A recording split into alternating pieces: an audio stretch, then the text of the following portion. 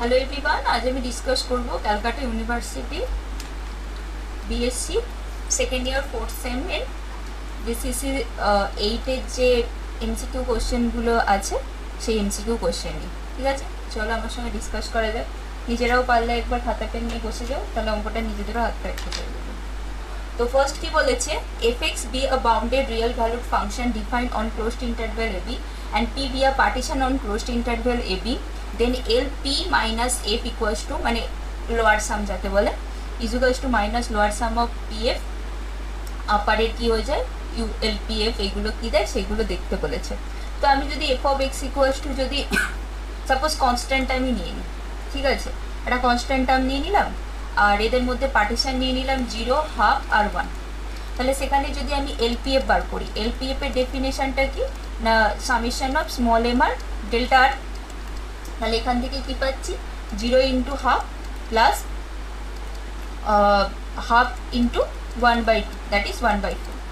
আর আমি যদি L of P minus of F করি সেইটা আমার কত দেবে মাইনাস অফ 1/4, আর তার মানে মাইনাস অফ 1/4, আর এখানেও এল এর আগে যদি এলপিএফ যেটা বেরিয়েছে তার আগেও যদি মাইনাস নিয়ে নিই তাহলে সেটা হচ্ছে মাইনাস অফ 1/4 আসবে। তাহলে দুটোর ভ্যালু সেম দিয়ে দিচ্ছে, ফলে first option is correct.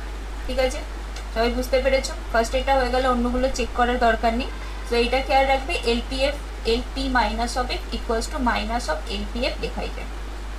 A continuous function F closed interval minus pi to pi থেকে আরে যাচ্ছে, সেটা always a primitive, not necessary continuous হলে সেটা ডিফারেন্সিয়েবল নাও হতে পারে, রিমেন ইন্টিগ্রেবল হয়। কোনো একটা ফাংশন সে কোনো একটা কন্টিনিউয়াস ফাংশন সে অলওয়েজ রিমেন ইন্টিগ্রেবল হয়। সো এটা মে নট বলেছে, পসিবিলিটি আছে। Has a primitive only when it is derivative, হ্যাঁ এটা যদি প্রিমিটিভ হবে যদি সেটা কন্টিনিউয়াস এবং ডেরিভেটিভটা এক্সিস্ট করে। সো অপশান সিটা কারেক্ট। ওকে, সো বি এর 3-এরটা কারেক্ট। সি কি বলেছে, কোনো একটা ফাংশন দিয়েছে সেটা ইন্টিজার হলে 1 দেয়, আদারওয়াইজ 0 দিয়ে, তাহলে এটা তো রিমেন ইন্টিগ্রেবল হয় নয়। তো রিমেন ইন্টিগ্রেবল না হলে সেটার কি ইন্টিগ্রেবলই হবে না, ইন্টিগ্রেশন এক্সিস্ট করবে না, সো ডাজ নট এক্সিস্ট হবে।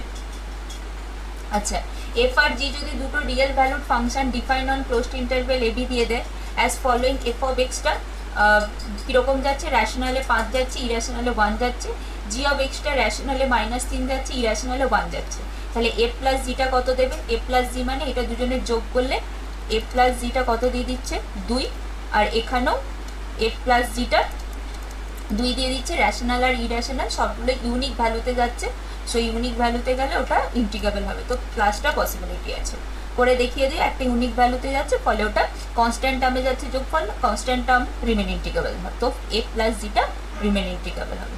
ঠিক আছে, ইয়েরটা কি বলেছে, বিটা অফ কে কমা 3 যদি 1/60 হয়, দিস ইজ বি মানে বিটা ফাংশন, তাহলে কে কোন মানের জন্য এটা 1/60 দেবে। সো আমরা কি beta of M comma N এর ফর্মুলা কি জানি না, gamma N divide by gamma of M plus N, সেই ফর্মুলাটা আমরা এখানে ইউজ করব।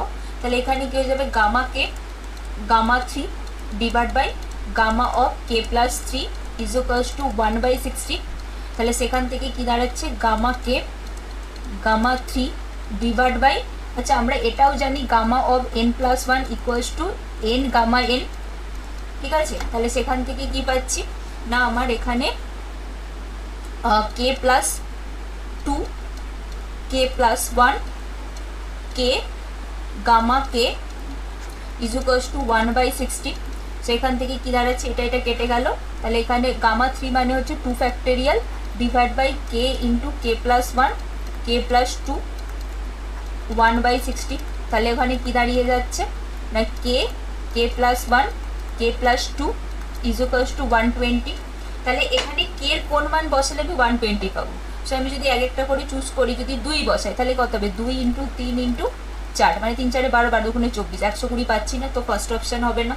যদি 3 বসাই তাহলে কত পাবো, 3 ইন্টু 4 ইন্টু 5, 4 5 20, 3 20 60, 3-এতেও পাচ্ছি না। 4 যদি বসাই কত পাবো, 4 প্লাস 5 প্লাস 6 মানে 4 5 6 30, 30 আর 4-এ 3 8 24 মানে 120। সো এটা মিলছে, তাহলে কে এর ভ্যালু যদি 4 বসাই তাহলে এই কেসটা স্যাটিসফাই করবে। So option 3 is correct. Okay, I hope it is clear to everyone. Any doubt please comment in the comment section. Okay, so next MCQ নিয়ে ডিসকাস করা যায়। নেক্সট এমসিকিউটা কি বলেছে না, বলছে যে if I1 equals to 0 to 1 1 by x to the power mu dx and I2 equals to 0 to 1 1 by x to the power 2 mu dx where mu equals to mu greater than 0 দেন কোনটা satisfy করবে এইটা দেখাতে বলেছে। ওকে, so এটা আমাদের দুটোই definition, মানে দুটো I1 I2 রিপ্রেজেন্ট দেখে যেটা মনে হচ্ছে এটা আমার সেকেন্ড কাইন্ড। ঠিক আছে, তো সেকেন্ড কাইন্ড হলে মিউয়ের কোন ভ্যালুর জন্য এটা কনভার্জেন্সি দেয়, মিউ টেস্টে মিউয়ের ভ্যালু 1 থেকে ছোট হলে কনভার্জেন্সি দেয়। ঠিক আছে, এখানে মিউ হচ্ছে 0 থেকে বড়, ফলে সে ডেফিনেটলি 1 থেকে ছোট হতেই পারে, এর কনভার্জেন্সি থাকতেই পারে। আর এখানে কি বলছে যে 2 মিউটা হচ্ছে less than 1, that means mu less than half. তাহলে মিউয়ের ভ্যালুটা হাফের থেকে ছোট, তার মানে সে ডেফিনেটলি 0 থেকে তো বড়ই আছে, তার মানে যে 1 থেকে ছোট হবে সে নিশ্চয়ই হাফের থেকেও ছোট হবে। তার মানেটা কি, যদি 1 থেকে ছোট হয় দ্যাটস মিন I1টা এক্সিস্ট করলে I2টা অবভিয়াসলি এক্সিস্ট করবে, that is option 3 is correct. বোঝা গেছে সবার? For any continuous function fx, then the value of limit n tending to infinity 0 to half x to the power n fx dx is, আমার continuous তো function, আমার constant function continuous হয়, তো আমি f of x কে 1ই ধরে নিচ্ছি। তাহলে আমরা কি পাবো, limit n tending to infinity 0 to 1 x to the power n dx, তাহলে এটা কি পাবো, limit of n tending to infinity x to the power n plus 1 by n plus 1, so এখানে কি হাফ 0 to half, তাহলে কি পাচ্ছি limit n tending to infinity half to the power n plus 1 by n plus 1, n goes to infinity হলে 1 by n goes to 0, তাহলে এটা 0তে চলে যাচ্ছে। সো অপশন সেকেন্ডেরটা কারেক্ট। এটা তো ওয়েস্ট টেস্ট টেম টেস্ট দিয়ে হয়ে যাবে। তাহলে আমি এইটাকে যদি less equals to 1 by n Q লিখতে পারি। ঠিক আছে, এবারে কি n এর বাই পি টেস্ট অনুযায়ী p এর value 3 greater than 1, so by P test অনুযায়ী এটা convergent, then by comparison test it is also convergent, therefore by West test M test this is uniformly convergent, so second option is correct। আচ্ছা, এখানে কি বলছে, 8টা হচ্ছে radius of convergence of the power series, তাহলে এর radius of convergent কত আসবে, তাহলে এর রেডিয়াস অফ কনভার্জেন্ট মানে এটা কি, limit of n tending to infinity a n plus 1 by a n is equals to তে 1 by r দিচ্ছে। ঠিক আছে, কারণ এটা তো আমাদের মিউ এর ভ্যালু হয়। এবারে কি হয়ে যাচ্ছে না, এইটা রেডিয়াস অফ কনভার্জেন্ট, তার মানে এইটাকে আমি যদি un ধরে নিই, un ইজ ইকুয়ালস টু আমার তাহলে কি দিয়ে দিচ্ছে an বাই লগ অফ 2024, তাহলে un প্লাস 1 কি দিয়ে দেবে না an plus 1 by log of 2024, তাহলে limit of n tending to infinity un plus 1 by un কত দিয়ে দিচ্ছে, লগ লগ কেটে গেল, তার মানে limit of n tending to infinity a n plus 1 by a n, that's mean 1 by mu 1 by r, that means r। তাহলে এর radius of convergence যা হয়ে যাবে এরও রেডিয়াস অফ কনভার্জেন্স সেম আসবে, নাথিং এফেক্ট, এনি এফেক্ট। যেটা কি ছিল minus infinity to infinity E to the power minus X square DX.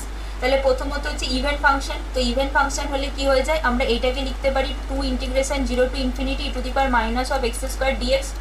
এরপরে আমরা গামার ফাংশনের ফর্মুলা সেট আপ করবো, তার মানে এক্স স্কোয়ারকে টি ধরে নেবো, তাহলে X equals to root T, তাহলে ডিএক্স ইকুয়ালস টু কি হয়ে যাবে 1/2 রুট টি ডিটি। তাহলে এবারে এক্স আর টি, এক্স এর ভ্যালু 0 নিলে 0 টি, আর এক্স এর ভ্যালু ইনফিনিটি নিলে টি ইনফিনিটি, তাহলে কত এসে যাবে 2 0 to infinity E to the power minus T, and DX এর ভ্যালু হয়ে যাবে 1/2 রুট টি ডিটি। সো 2 কেটে গেল, তাহলে কি দাঁড়াচ্ছে 0 to infinity E to the power minus T T to the power minus half DT, তাহলে কি দাঁড়াচ্ছে 0 to infinity E to the power minus T T to the power minus হাফকে লিখতে পারি 1/2 মাইনাস 1 ডিটি, তার মানে হয়ে যাবে কত গামা হাফ, আর গামা হাফের ভ্যালু রুট পাই, সো এটা রুট পাই, মানে first option is correct. So I hope it is clear to everyone, any doubt please comment in the comment section. তো আজকের জন্য এতটাই, থ্যাংক ইউ।